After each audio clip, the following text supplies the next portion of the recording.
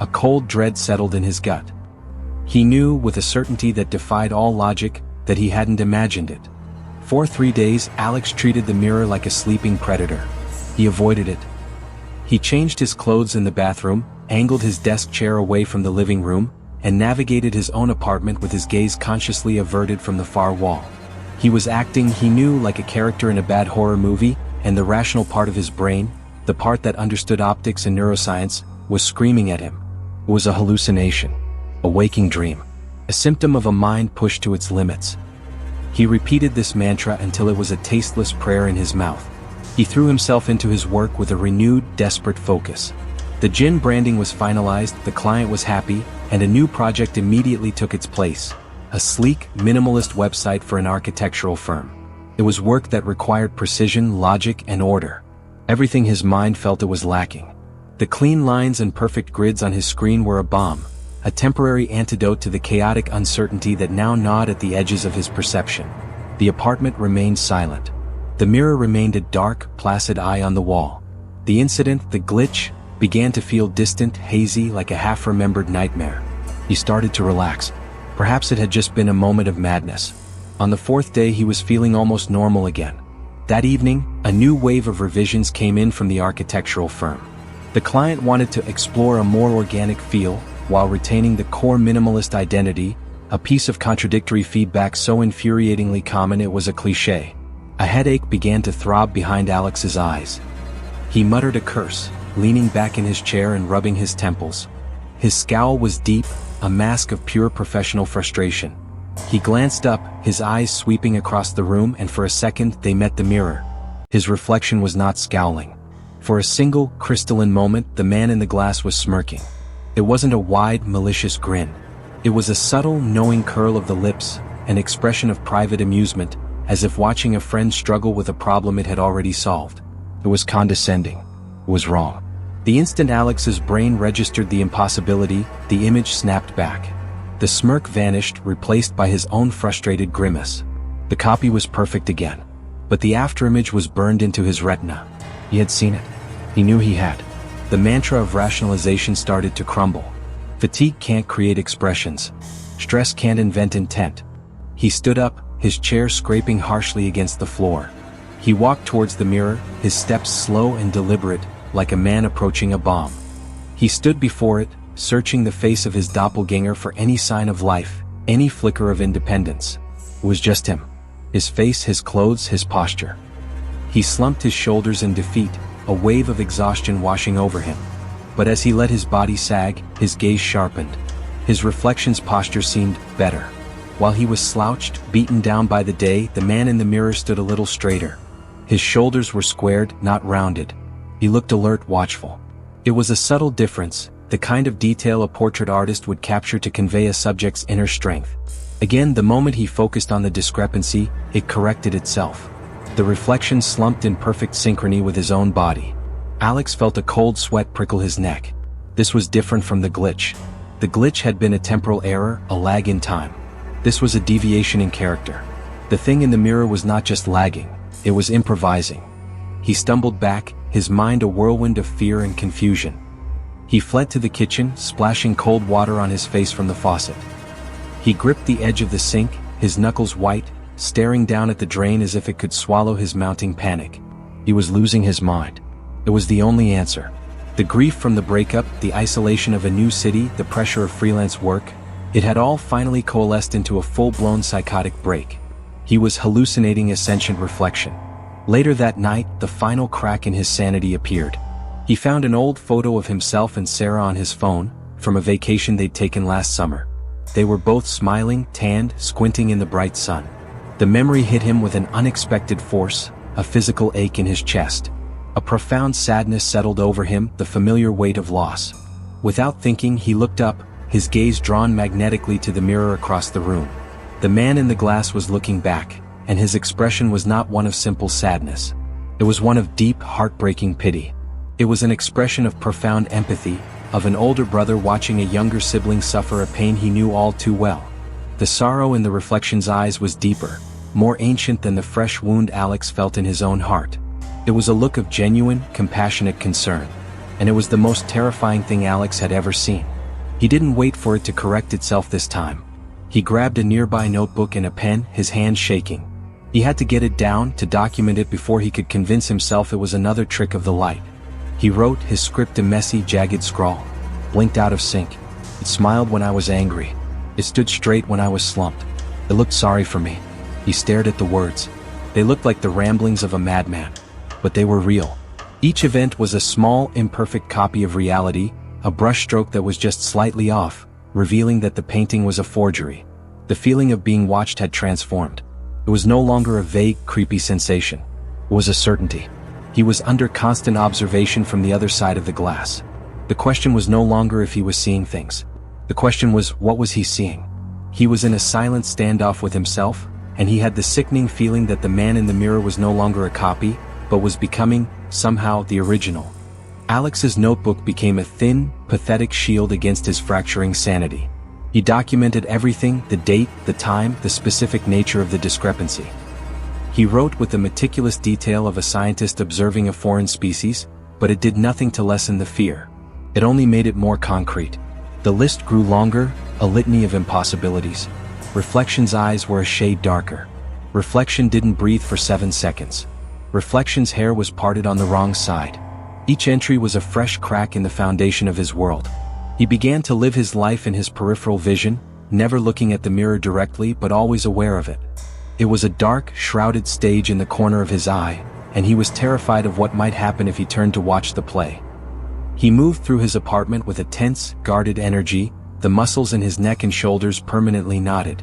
The silence he had once found oppressive now seemed preferable.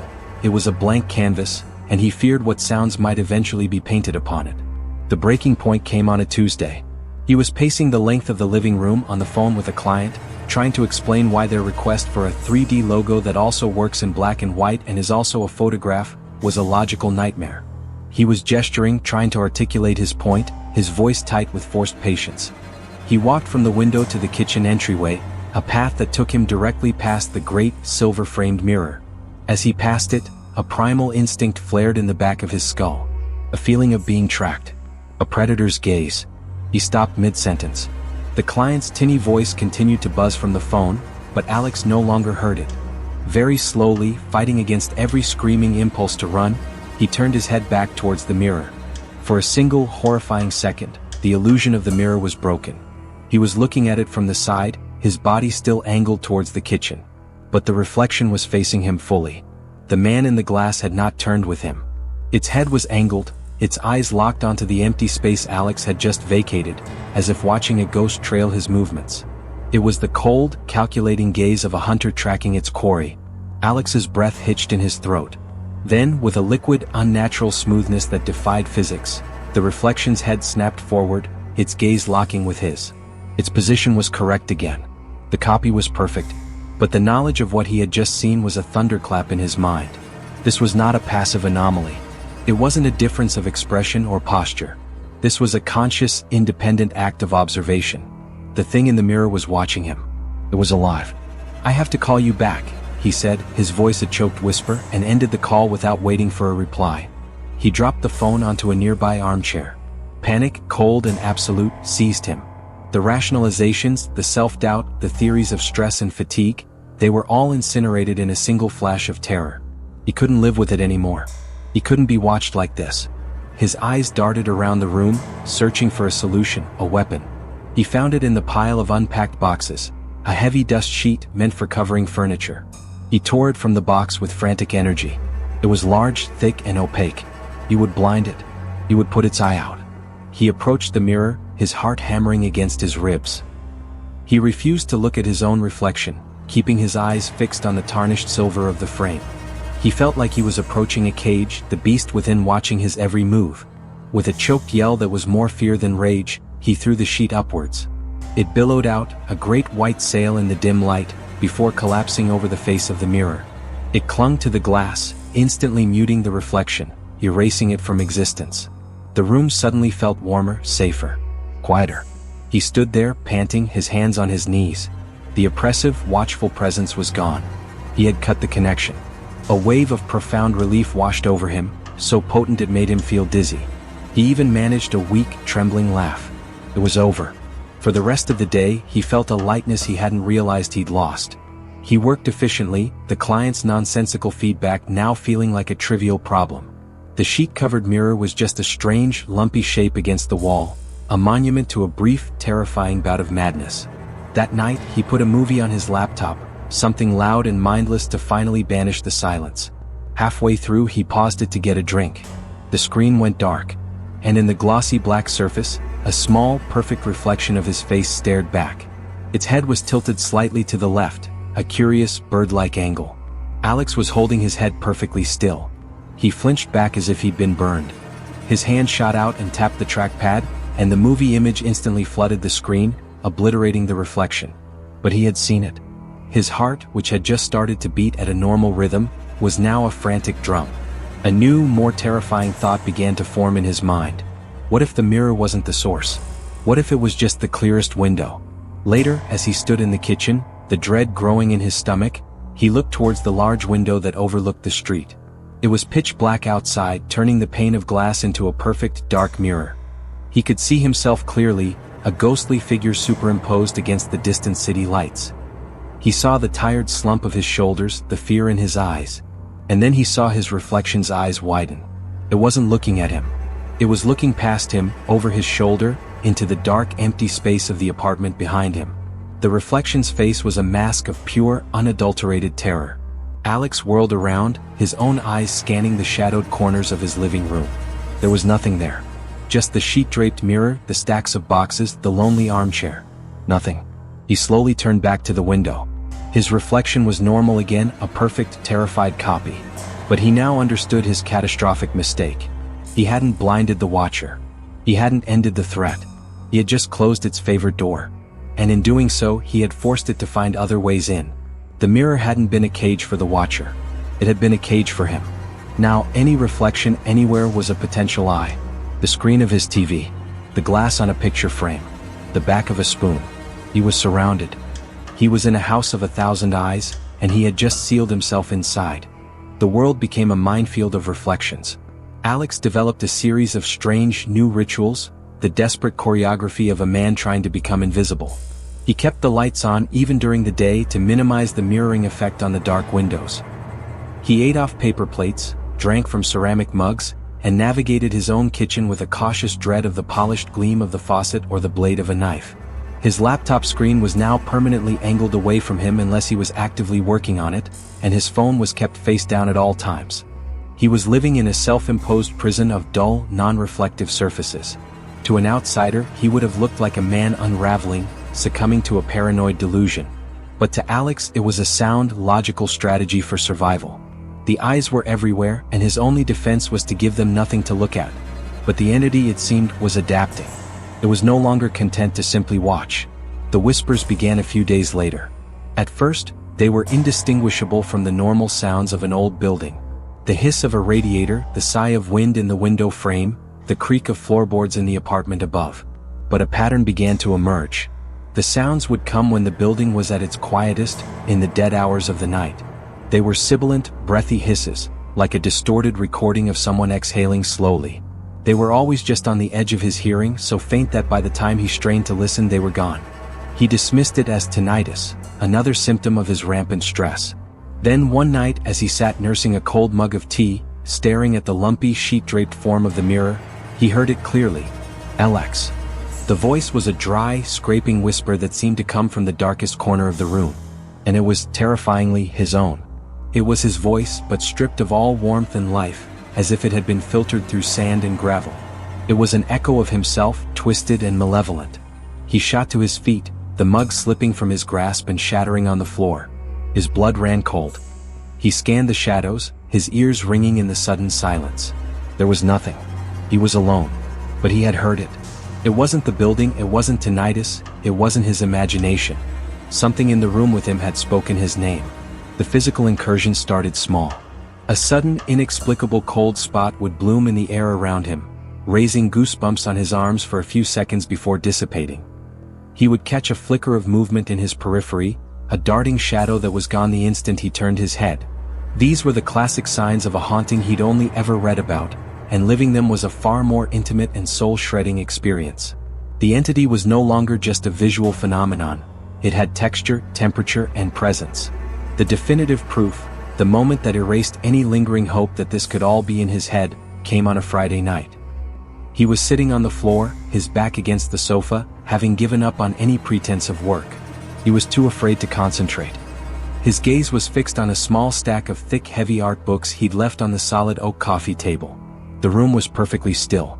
There was no draft, no vibration from the street below. And as he watched, the top book in the stack, a heavy monograph on Renaissance painters, slid sideways.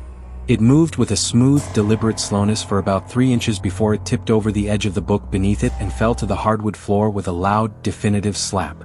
The sound was like a gunshot in the silent apartment. Alex didn't move. He didn't breathe. He just stared at the book lying on the floor. It lay there, innocent and inert, betraying nothing of the impossible force that had moved it. It hadn't vibrated off. It hadn't been precariously balanced. It had been pushed. Gently, quietly, and with purpose. This was it.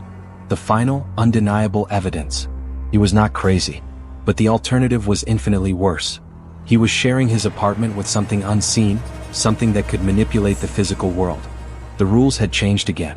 It wasn't just watching him. It wasn't just whispering to him. It was interacting with his space. It was touching his things. A new, suffocating dread descended on him. He felt like a mouse in a cage being toyed with by a silent, invisible scientist. The entity was testing its own abilities, exploring the boundaries of its influence in his world. First, it had learned to see. Then it had learned to speak. Now it was learning to touch. That night, Alex didn't even try to sleep. He sat in the armchair, wrapped in a blanket, listening. Every creak of the building was a footstep. Every hiss of the pipes was a whisper. The silence was no longer empty, it was full of potential, pregnant with the promise of the next violation. He was no longer just a man living alone. He was a man with a roommate. And his roommate was a ghost, a shadow, a thing from the other side of the glass that was now learning, with a terrifying patience, how to live on his side. Paralyzing fear is an unsustainable state. It either breaks a mind completely or, eventually, hardens into something else. For Alex, after 2 days of living as a prisoner in his own home, of listening to every creak and flinching at every shadow, his terror began to crystallize into a cold, hard knot of desperate resolve. He couldn't live like this. He couldn't eat, he couldn't sleep, and he certainly couldn't work. The entity in his apartment was methodically dismantling his life, piece by piece. If he was going to be destroyed, he decided he wasn't going to sit and wait for it. He needed answers. His thoughts turned to the person who came before him. The one who had left the mirror behind. The note had said it was too heavy and ornate to move, a phrase that now sounded less like a practical excuse and more like a dire warning. Had the previous tenant seen these things too? Was that why they'd left it? Was that why they'd fled? Fueled by a surge of adrenaline that temporarily silenced the fear, Alex went to his laptop. He wasn't just a victim anymore, he was an investigator. He started with the basics, typing his new address into the search bar, looking for news articles, public records, anything. The initial results were mundane. Old real estate listings, census data, city planning documents. He scrolled for pages, his hope beginning to wane when he saw it. The headline was small, from a local news archive dated just over a year ago. Local artist reported missing, police puzzled. His blood turned to ice. He clicked the link. The article was short, buried in the back pages of the digital paper. It was about a 29-year-old man named Daniel Clark. A photo showed a man with kind eyes and a creative, slightly messy hairstyle, not unlike Alex's own. Daniel Clark, the article stated, had lived at this exact address. Apartment 4B. He had vanished without a trace. Alex read the details with a growing sense of dread. There were no signs of forced entry. No indication of foul play. The most chilling detail was at the end of the article. Authorities were baffled to find all of Mr. Clark's personal belongings, including his wallet, keys, and mobile phone, still inside the apartment. It was as if he had simply stepped out of his life. He never left the apartment. The words echoed in Alex's mind, a terrifying affirmation of his own deepest fear. Daniel hadn't run away. He had been taken. Consumed. Erased from within the very same walls where Alex was now trapped. The entity wasn't just a haunter of homes, it was a devourer of occupants. He was next. The knowledge, as terrifying as it was, gave him a strange clarity. He was no longer just fighting a phantom. He was fighting for his life against a known predator. And Daniel Clark might have left something behind, a clue, a warning. He wouldn't have hidden it in an obvious place.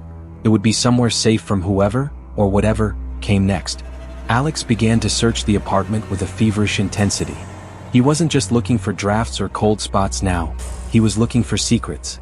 He ran his hands along the baseboards, tapping the walls, listening for hollow sounds.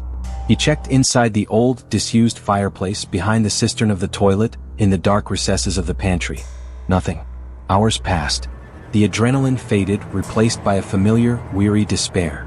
He was about to give up when he noticed it. A draft. It was coming from the wall where the sheeted mirror hung. He'd always assumed it was just a poorly sealed window frame nearby, but now he investigated, running his hand along the floorboards. Near the wall, one of the dark, aged planks of wood felt different. It had a slight give to it. His heart began to pound again. He knelt, his fingers probing the edges of the board. He found a small notch on one side and pried it up. It came away with a low groan of old wood. Beneath it was a small, dark cavity, a pocket of blackness in the floor. And nestled inside was a small object wrapped in oilcloth. His hands trembled as he lifted it out. It was a small leather-bound journal, the kind artists and writers use, its cover worn smooth with use. It was cool to the touch. He unwrapped it with the reverence of an archaeologist unearthing a sacred relic. This was it. A message from the other side. A message from the predecessor's ghost. He sat on the floor, his back against the sofa, and opened it. The pages were filled with a cramped, increasingly frantic handwriting. The first few pages were dated, but the later entries were just desperate, undated scribbles. He flipped to the very first entry, his eyes scanning the words that Daniel Clark had written upon moving into this apartment. The final, icy tendril of dread wrapped around Alex's heart as he read the first sentence. It was a perfect, horrifying echo of his own story, a ghost writing his prologue. Moved in today. The place is great, but there's a strange, old mirror in the living room. I could have sworn I just saw my reflection blink. Alex read the journal for hours, sitting on the floor in a pool of lamplight that seemed to shrink as the night deepened around him. The world outside his small circle of light ceased to exist. There was only him, the worn leather book, and the ghost of Daniel Clark, whose frantic words filled the silent apartment. It was like reading his own biography, written in advance by a dead man. The first dozen pages were a chilling echo of his own ordeal.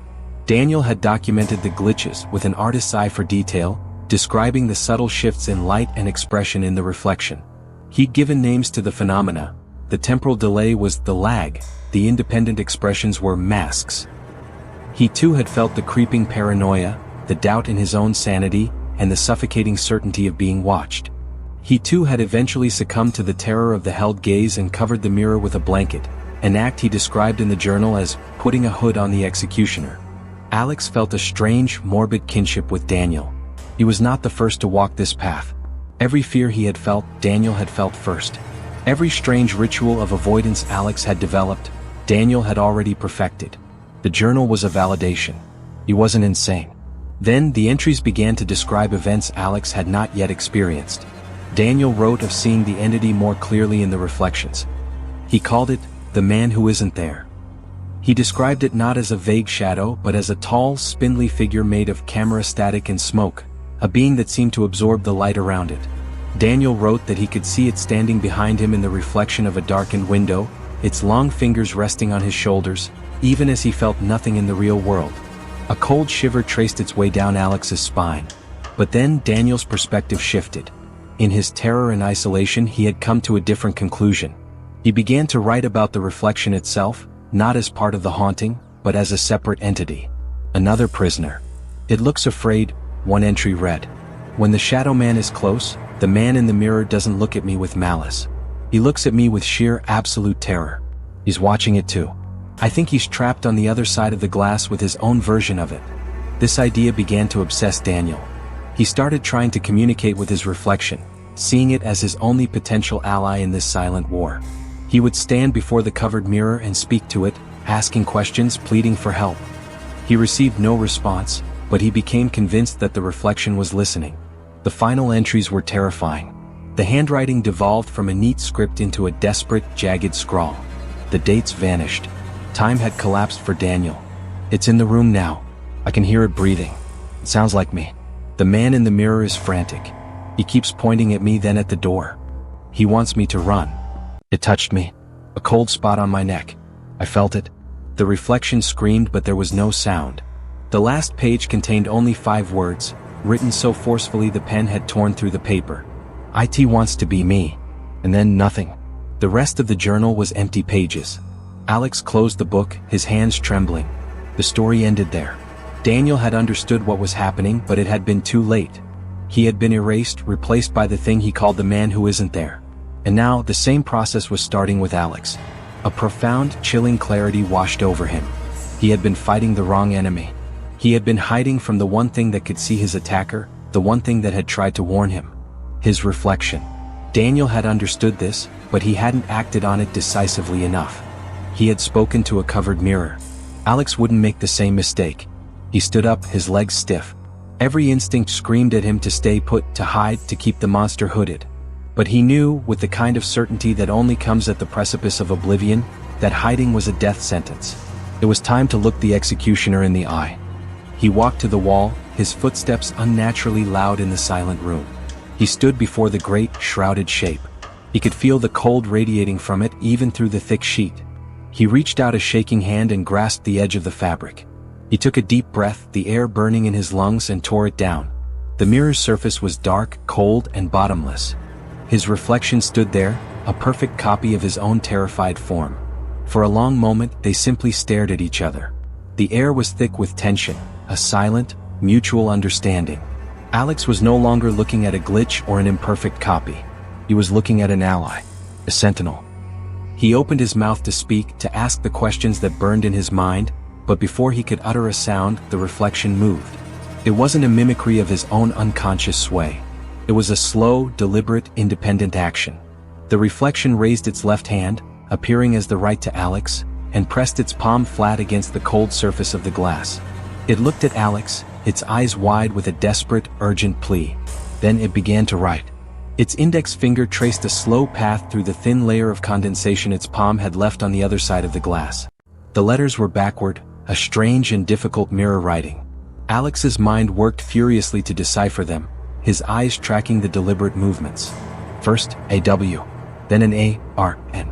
He pieced them together as the reflection continued its silent, chilling message. When it was finished, the reflection held his gaze, its hand dropping back to its side. The single, terrifying word it had written hung in the air between them, clearer than any shout. Warning. The single word fogged onto the glass was a death sentence and a declaration of allegiance all in one. Warning. The reflection's eyes, a perfect copy of his own, were filled with an urgent, desperate intelligence. The barrier of the glass seemed thinner now, not a wall between reality and illusion, but a flimsy membrane between two parallel cells on death row. Alex's fear hadn't vanished, but it had changed shape. The chaotic, mind-shredding panic was replaced by a sharp, cold, focused terror. He had an ally. He had a seer.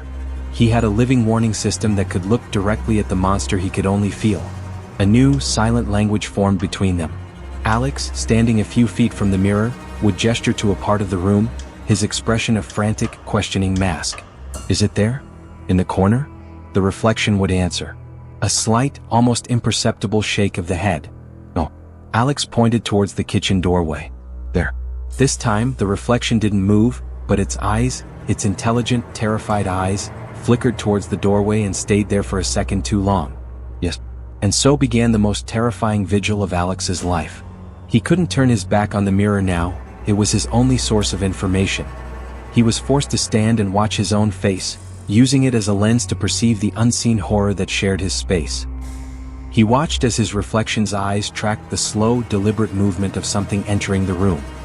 He saw the subtle widening of the reflection's pupils as the entity, Daniel's man who isn't there, drifted silently from the kitchen and into the main living area.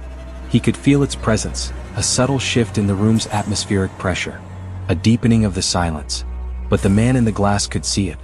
Alex watched his own face become a mask of restrained panic as the invisible thing moved through the room, a silent predator exploring its cage. The reflection's gaze was a spotlight, illuminating the path of the monster. It moved past the couch. It drifted towards the stacks of cardboard boxes. It was aimless, observant, a slow-moving phantom of unimaginable menace. Then it stopped. Alex knew because his reflection's eyes stopped, fixing on a point in the empty air about 10 feet away from the mirror. directly in the center of the room. The reflection's posture grew rigid, its shoulders tight. This was it. The entity had noticed him. It knew he was watching. Slowly, the reflection's eyes began to track again, but this time the movement was not lateral. It was a slow, steady crawl directly forward. It was coming for him. Alex's body screamed at him to run, to turn around, to do anything but stand there, frozen, with his back to the approaching doom. But he was mesmerized by the face in the mirror. He watched his own features contort with a terror that was not entirely his own. The reflection's mouth tightened, its jaw clenched. Its eyes were wide, begging him, pleading with him to move, but Alex was paralyzed, shackled by the need to see, to know. Closer. The thing was closer now. He could feel it.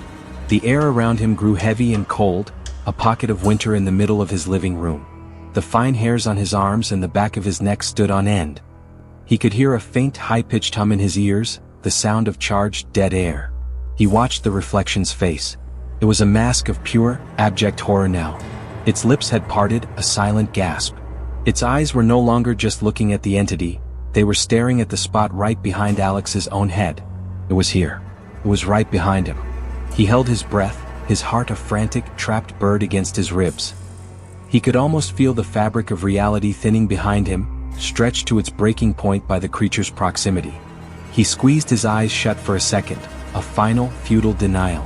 When he opened them, the reflection's face was a silent, open-mouthed scream. And then he felt it. It wasn't a push or a blow or anything violent. It was a touch. The soft, deliberate, and impossibly cold pressure of fingertips brushing against the bare skin on the back of his neck. The cold was absolute. It was not the chill of ice or metal. It was the cold of the void, a deep, cellular cold that seemed to suck the warmth and life right out of him. It was a dead touch. The touch of a thing that had never been alive. At the exact same instant that the phantom fingers brushed his skin, he saw his reflection react. It flinched with a convulsive, violent spasm, as if it had been struck by lightning. It stumbled backward into the mirrored room, its arms flying up defensively. Its silent scream was no longer silent. Alex could almost hear it, a psychic shriek of shared violation that echoed in his skull. The thing in the glass wasn't just seeing the attack, it was feeling it. Alex finally broke his paralysis. He let out a choked cry and scrambled away from the mirror, stumbling over his own feet. He fell to the floor, crab-walking backward until he hit the far wall, his hands slapping against the plaster. He slapped at the back of his own neck, a frantic attempt to brush away the lingering phantom cold of that unholy touch. The barrier had been broken. The entity wasn't just a whisper or a shadow or a watcher in the glass anymore. It was real. It was tangible. It could touch him. He looked from his own trembling hands to the mirror across the room. His reflection was huddled against the far wall of its own mirrored world, staring back at him, its face a portrait of shared trauma. They were no longer just an observer and the observed. They were two halves of the same whole, and the creature hunting them had just proven it could hurt them both at once. The phantom cold on his neck was a brand, a permanent mark of violation. Alex sat huddled against the wall, the rough plaster a grounding, real sensation against his back. He didn't look at the mirror, but he was intensely aware of it, of the silent, traumatized ally that resided within its frame. The touch had changed the rules of engagement. This wasn't a haunting anymore. It was an infestation, a slow, parasitic invasion of his reality, and the parasite had just proven it could bite. He could run. He could burst out of the apartment and never look back. He could tell the police, a psychiatrist, anyone who would listen, and be dismissed as a madman. He could abandon everything and live on the streets, forever looking over his shoulder, forever avoiding his own reflection in shop windows and puddles of rainwater. But Daniel Clark's journal was a testament to the futility of that path. The entity wasn't attached to the apartment or the mirror. It was attached to him. It had chosen him. Running was just a slower way to die. A strange, brittle calm settled over him, the kind that follows a catastrophic explosion. There was nothing left to lose. He had been watched, whispered to, touched. The entity had escalated its attack at every turn, and his fear had only fueled it. Hiding was what it wanted. Cowering was its nourishment. He would not feed it anymore. Slowly, shakily he got to his feet. He felt ancient, his joints protesting, but he forced himself to stand straight. He turned to face the great ornate mirror. His reflection did the same, its movements a perfect, somber echo of his own. The look in its eyes was one of deep, shared resolve. They were in this together until the end. He walked towards it until he was only a few feet away, close enough to see the frantic pulse beating in his own throat, mirrored perfectly in the glass. He was done being a passive victim. He was done waiting for the next spectral touch or disembodied whisper. He needed to see his enemy. He held his reflection's gaze, a silent communion passing between them. Then he mouthed the words, his voice a silent, desperate croak that only he could hear. "What is it?" He wasn't asking the reflection. He was asking the empty space behind him. He was calling it out. The change in the mirror was instantaneous and profound. The reflection's eyes, which had been locked with his, suddenly unfocused.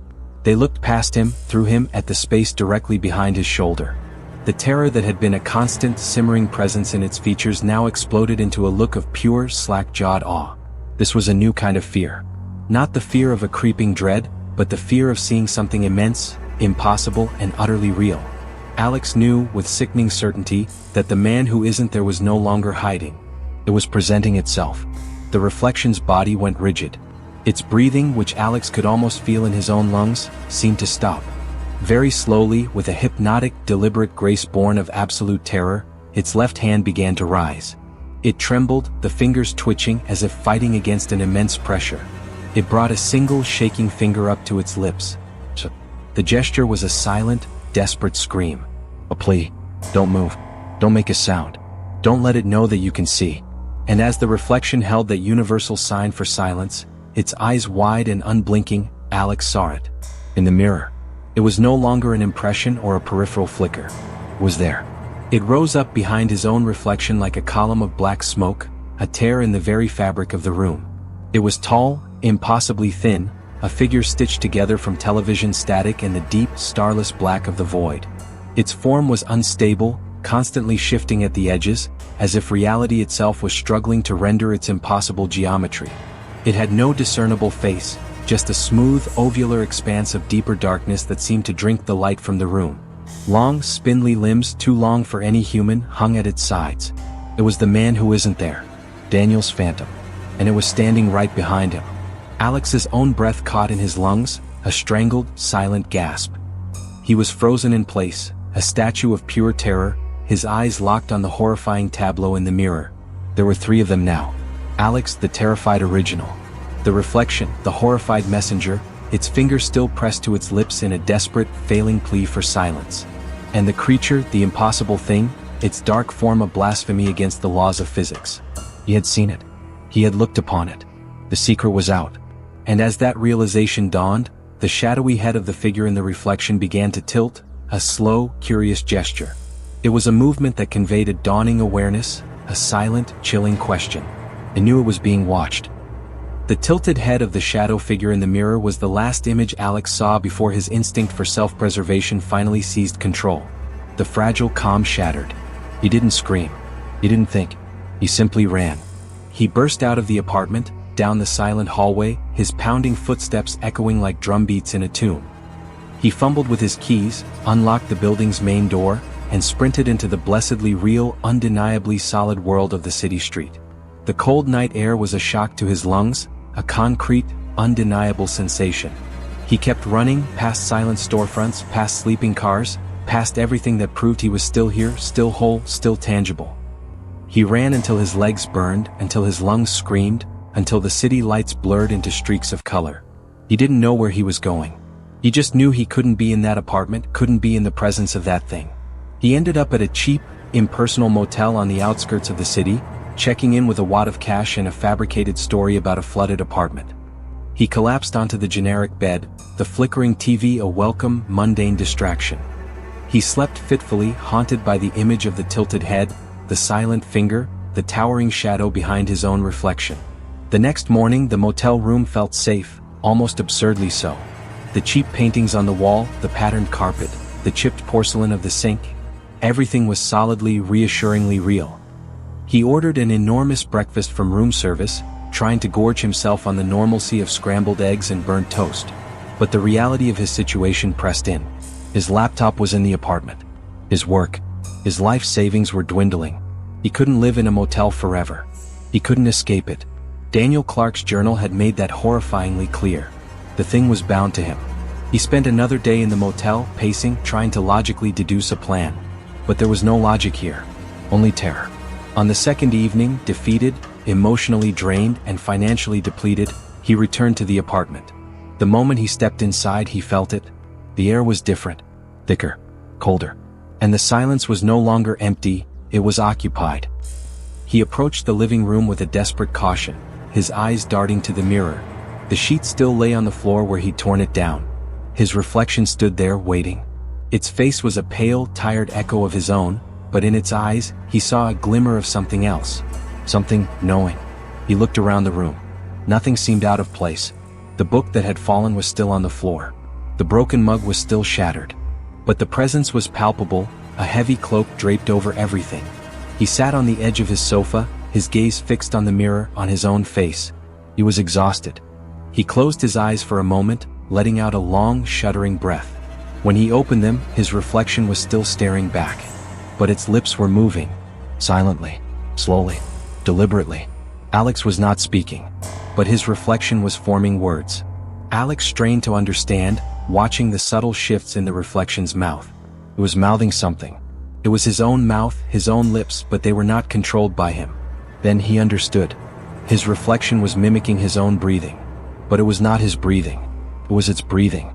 The slow, deliberate inhalations and exhalations of the entity that had touched his neck.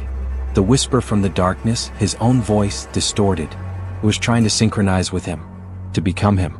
The entity was no longer just a shadow in the glass or a cold touch in the room.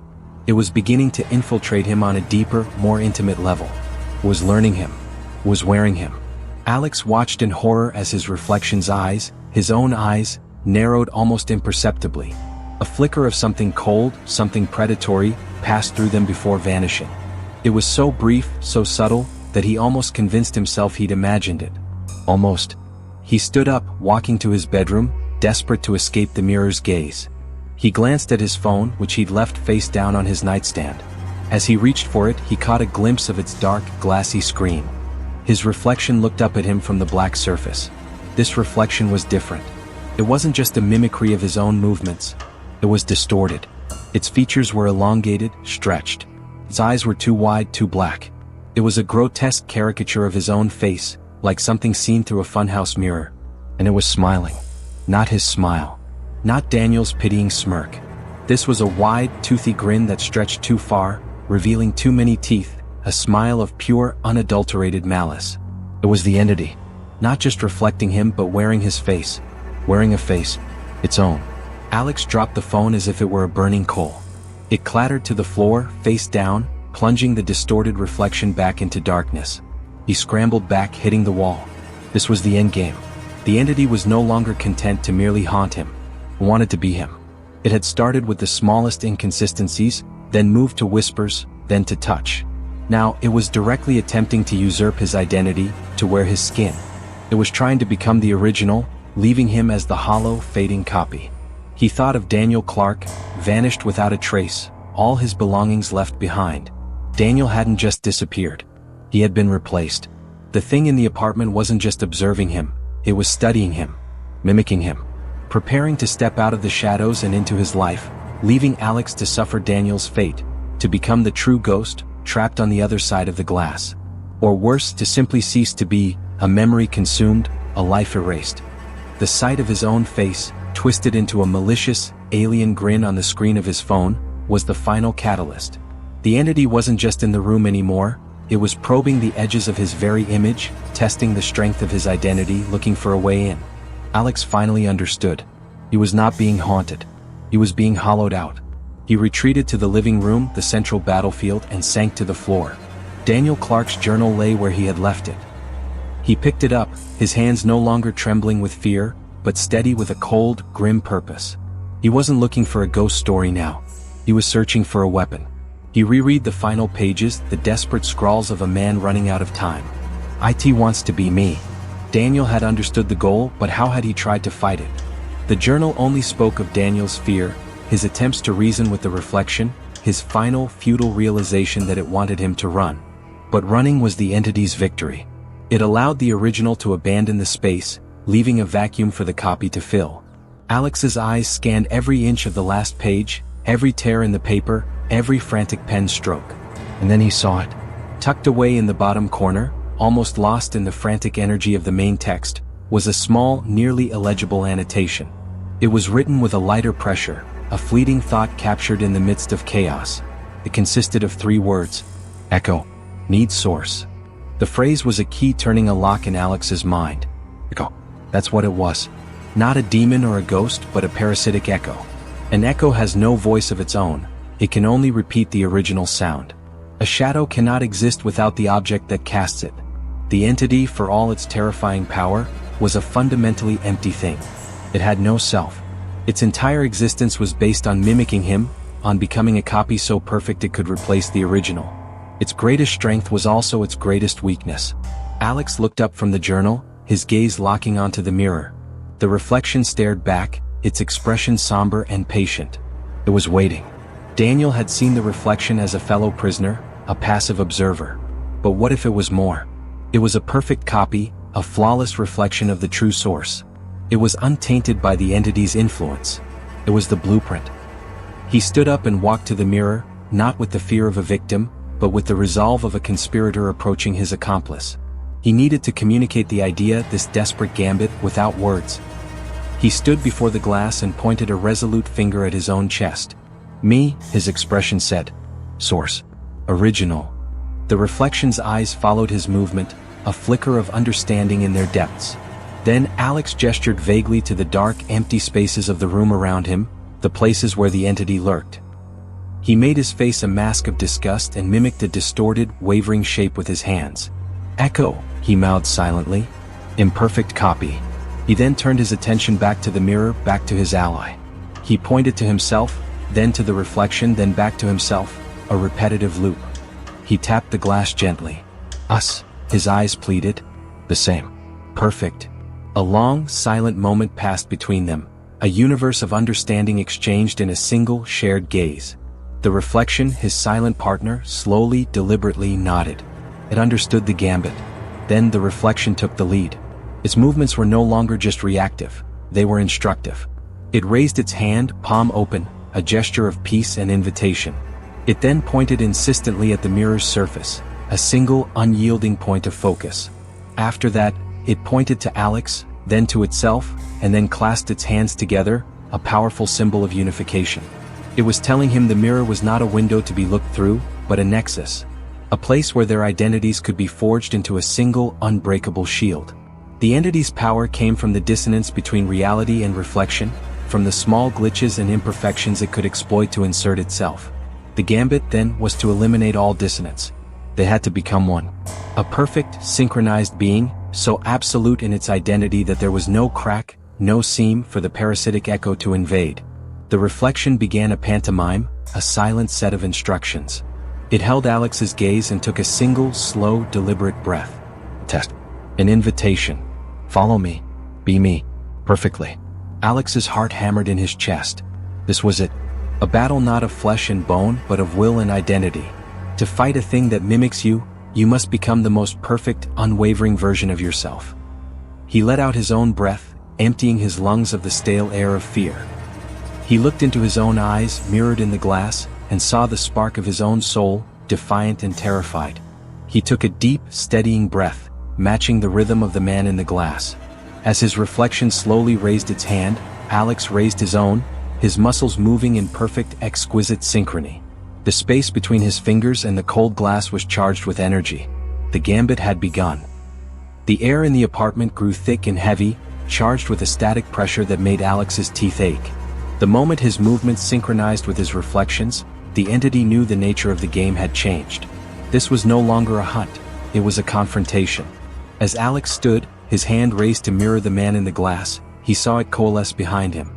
In the mirror, the man who isn't there took form, emerging from the ambient shadows like a drop of ink in clean water.